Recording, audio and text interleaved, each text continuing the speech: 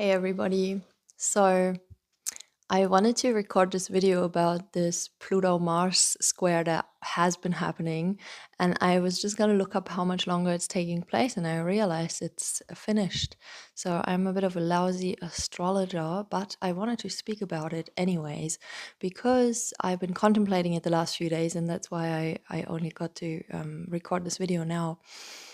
Well, what's coming up for me in regards to this square that has just passed, but maybe it's still relevant energy that you want to contemplate. And I see the planetary movements, they are macrocosmic reflections for us. So we can use these macrocosmic reflections for our awareness.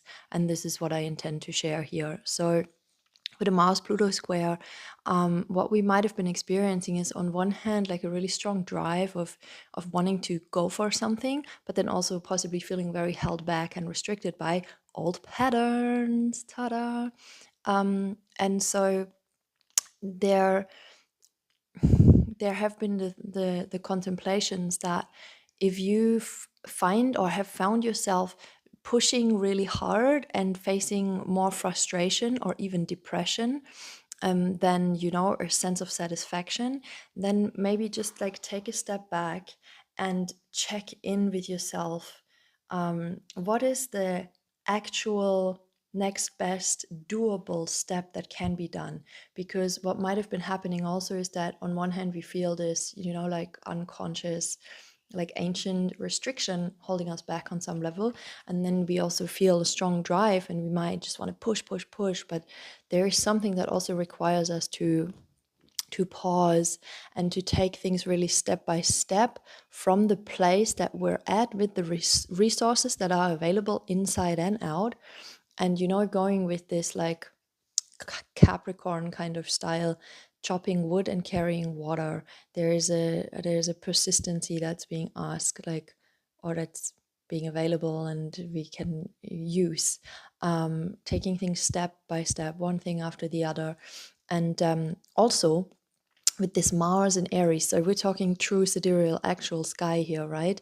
um Mars and Aries, if we are like responding with not so much awareness to this, which is totally fine, no, we might face things like being more aggressive and frustrated. As I said, depression can also be part of that, because it has a lot to do with our life force energy and where that wants to flow. And if we are not, if we're not letting it flow where it truly wants to flow, which is always a journey, right? Like also finding out where it truly wants to flow, whatever that means for us individually.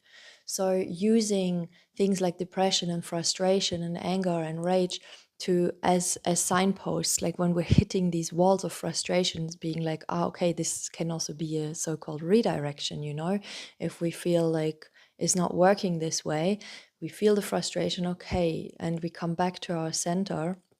A really useful thing with this Aries energy and Mars as well is really inviting us to come into this physical body, into this physical incarnation, just doing things that help us ground, doing physical exercise, doing going out, using this body in order to disperse accumulated energy or disperse excessive energy, so that we can see and feel more clearly again. Because this more healthy expression of Aries and Mars, to me, is also a lot about protecting what is cherished, protecting what is tender, protecting our needs, protecting our dreams, protecting our visions, protecting ourselves and the very tender parts of ourselves, by the way, from whatever they need protecting. So what can happen if this Mars Aries energy is in an unconscious or unintegrated way, it can also be a lot of self-attack. So then we can also practice, when we notice we're attacking ourselves, like pushing this energy outward again, or just like pushing this energy to, okay, stop. And so we also can practice and explore, what does it mean to protect myself from self-attack? And just it can be a very subtle process, because we can, like, if you, for example, realize, oh, I'm attacking myself, then I might just go into overcompensation in another direction. And it's all kind of, part of the process, that the pendulum sometimes swings very strongly. And we just want to use every pendulum swing as information and as a recalibration, and being like, oh, okay, so this is where I swing so far that way, and this is where I swing so far that way. What does it look like if I swing a little bit less? And just aiming to see ourselves and this world from different perspectives, but maybe actually keep it to ourselves, seeing ourselves from different perspectives and exploring how can we be this nurturing, firm figure for ourselves, but not in the sense of I have to do this and I have to be more assertive, but actually being like, I have to protect my gentleness. I have to protect the tender parts inside of myself. I have to protect the dreams inside of myself that deeply know what's true, that deeply know what is needed. And also, can we use this Mars Aries energy that's happening still anyway? So even though there's not a square to Pluto anymore, the Mars Aries, Mars is in Aries, it can also show us a little bit more clearly what we want and what we want to focus our will onto.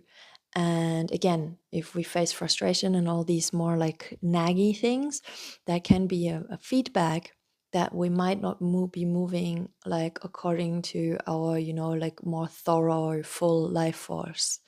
So just using all the so-called obstacles or hiccups and even failures, as feedback.